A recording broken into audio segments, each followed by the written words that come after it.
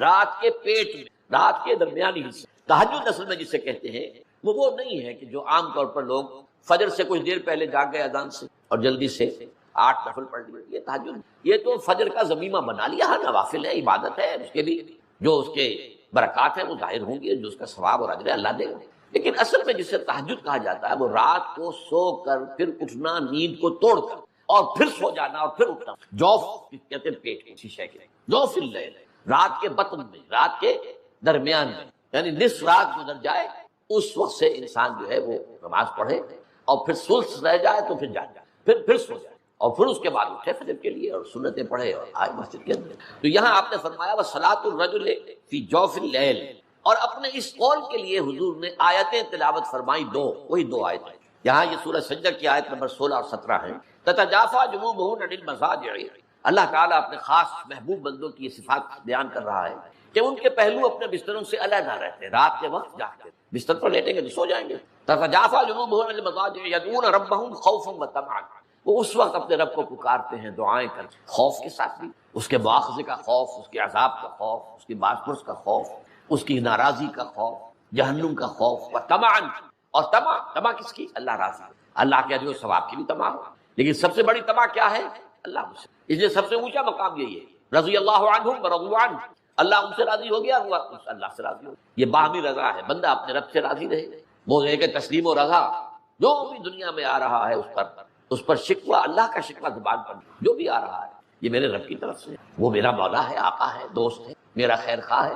اسے معلوم ہے کہ اس شر کے پیچھے کون سا خیر آ رہا ہے، مجھے کیا پتا، مجھے تو شر نظر آ رہا ہے، خیر تو نظر نہیں آ رہا. اس لیے فرمایا گیا کہ ہو سکتا ہے عسیٰ ان تکرہوا شیئا وہو خیر لکم وعسیٰ ان تحبوا شیئا وہو شر لکم واللہ یعلم وانتم لا تعلمون. ہو سکتا ہے تمہیں کوئی چیز بری لگے حالانکہ اس میں تمہارا خیر ہے. عین ممکن ہے تمہیں کوئی چیز اچھی لگتی ہو حالانکہ اس میں تمہارے لیے شر ہے. اللہ جانتا ہے تم نے اس کیفیت کے اندر دنیا کی زندگی گزارے، اللہ تعالیٰ آخرت میں اسے راضی کر دے گا، اللہ اس سے راضی ہو جائے گا. خارا کہتے ہیں خیر طلب کرنے. یہ باب استفعال سے جب کوئی آتا ہے، استنصار مدد حاصل کرنا، مدد لینا، استخارہ خیر طلب کرنا، خیر حاصل کرنا. اور اس کی ایک دعا جو ہے وہ ایسی ہے کہ جو حضور نے، صحابہ کہتے ہیں، ہمیں ایسے سکھائی جیسے قرآن، یعنی اتنے اہتمام کے ساتھ وہ دعا سکھائی. وہ دعا پڑھتے رہنا یہ ایک مستقل گویا کہ انسان کا استخارہ ہونا چاہیے. اس کے معمولات، کوئی بھی مسئلہ درپیش ہے تو آدمی دعا کرے، اللہم انی استخیرک بعلمک واستقدرک بقدرتک، اے اللہ میں تیرے علم سے خیر مانگتا ہوں اور تیری جو قدرت ہے اسی سے قدرت چاہتا ہوں کہ مجھے بھی کچھ طاقت حاصل ہو جائے. اللہم انی استخیرک بعلمک واستقدرک بقدرتک واسألک من فضلک العظیم، اور مانگتا ہوں تجھ سے تیرا بہت بڑا فضل. اللہم ان کنت تعلم ان ھذا الامر خیر لی فی دینی ومعاشی وعاقبۃ امری، اے اللہ تیرے علم میں اگر یہ کام جو میں کرنے چلا ہوں یا یہ رشتہ جو ہم کو تجویز کر رہے ہیں، اگر تیرے علم میں یہ ہے کہ یہ ہمارے لیے دین اور دنیا اور آخرت کے اعتبار سے بہتر ہے، فقدر لی، تو وہ ہمارے لیے اس کو ہمارے لیے آسان کر دے، میسر کر دے، میسر ہو لی، اسے ہمارے لیے آسان کر دے، ثم بارک لی فی، اور پھر اس میں ہمیں برکتیں عطا. وَإِن كُنتَ تَعْلَمُ أَنَّ هَذَا الْأَمْرَ شَرٌّ لِّي فِي دِينِي وَمَعَاشِي وَعَاقِبَةِ أَمْرِي، اور اگر تیرے علم میں یہ ہے کہ یہ کام ہمارے لیے شر ہے، برائی ہے، دین میں بھی، دنیا میں بھی اور عاقبت کے اعتبار سے، فَاصْرِفْهُ عَنَّا یا عَنِّي، تو پھر اس کام کو مجھ سے دور کر دے، وَاصْرِفْنِي عَنْهُ، اور مجھے اس سے دور کر دے، اسے مجھ سے دور کر دے. وَاقْدُرْ لِي الْخَيْرَ حَيْثُ كَانَ ثُمَّ أَرْضِنِي بِهِ، اور اللہ خیر جہاں بھی ہو تیرے علم میں وہ ہمارے مقدر میں کر دے اور پھر ہمیں اس کے اوپر راضی. تو یہ استخارہ تو بہت ہی عمدہ بات ہے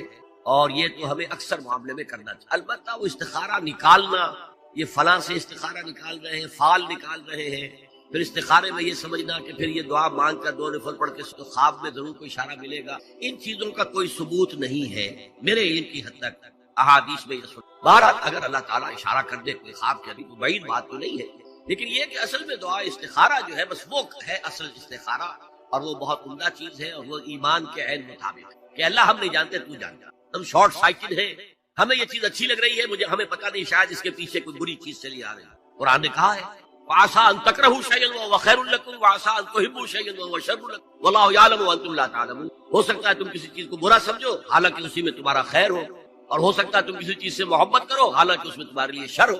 اللہ جانتا ہے، تم نہیں جانتے. تو اسی کو کہتے ہیں تفویض الامر الی اللہ، اپنا معاملہ اللہ کے حوالے کر دو. اللہ تو اگر اسے ہمارے لیے خیر سمجھتا ہے تو آسان کر دے، اگر شر سمجھتا ہے تو. جو لوگ اللہ پر ایمان لائیں، کہیں کہ ہمارا رب اللہ ہے، پھر اس پر جم جائیں، ان پر فرشتوں کا نزول ہوتا ہے. نہ کوئی غم کرو نہ خوف، خوشیاں مناؤ جنت کی جس کا تم سے وعدہ کیا گیا تھا۔ اللہ کی ربوبیت پر اطمینان جب انسان کو ہو جاتا، میرا رب اللہ ہے، ربی اللہ، انسان کے لیے نہ کوئی کھٹکا، نہ کوئی خطرہ، نہ کوئی خوف، نہ کوئی حضور۔ جو کچھ ہو رہا ہے کس کے اذن سے ہو رہا ہے؟ اللہ کے اذن سے۔ اللہ کے اذن کے بغیر پتہ تک نہیں ہلتا۔ یہ کوئی اندھا بہرا مادہ نہیں ہے جس سے مجھے کوئی خوف ہو۔ اندھا بھینسا چلا رہا ہو اس سے تو ڈرنے کا ہر انسان کو ڈرنا چاہیے، نہ معلوم کس کو ٹکر مارنا، لیکن نہیں، اس کائنات کو چلانے والا ایک سمیع و بصیر خدا ہے، وہ جو میرا دوست ہے، میرا ولی ہے۔ اللہ ولی الذین آمنوا یخرجہم من الظلمات الی النور۔ اللہ اہل ایمان کا ولی ہے، ساتھی ہے، پشت پناہ ہے، مددگار ہے، حمایتی ہے۔ بتائیے جسے یقین ہو جائے کہ اللہ میرا مددگار، اللہ میرا محافظ، اللہ میرا پشت پناہ، اللہ میرا حمایتی، اس کے لیے کوئی خوف ہوگا؟ اس سے کوئی ڈر ہوگا؟ میں مثال دیا کرتا ہوں ایک بہت سادہ، پنجاب کے دیہات کی۔ وہ بڑا چودھری ہے اور کوئی غریب کسان ہے، اس غریب کسان کی کہ جانوروں کو ہر وقت اندیشہ ہوگا چوری کا، کوئی میری بھینس کھول کر نہ لے جائے، کوئی میرا بیل کھول کر نہ لے جائے۔ لیکن جس کے بارے میں یہ سب کو معلوم ہو کہ وہ جو بڑا چودھری ہے وہ اس کا دوست ہے، اس کی بچیا کو کوئی خوف ہوگا؟ اس کی بھینس پر کوئی ہاتھ ڈالے گا؟ اسے کوئی اندیشہ ہوگا؟ نہیں۔ کیوں؟ کہ وہ بڑا چودھری، بڑا اس کا یہاں کا سردار، جاگیردار، سب کو معلوم ہے وہ میرا دوست ہے، کوئی میرے خلاف اقدام نہیں کر سکتا۔ اس دنیا میں یہ چھوٹی سی بات اگر آپ کے دلی اطمینان اور سکون کا باعث بن سکتی ہے تو ذرا تصور کیجئے۔ میں لفظ تصور استعمال کروں گا صرف اس لیے کہ اس کا ہم جس کو کہتے ہیں ادراک اور شعور کر نہیں سکتے، اگر کے ساتھ کر سکتے، اگر یقین ہو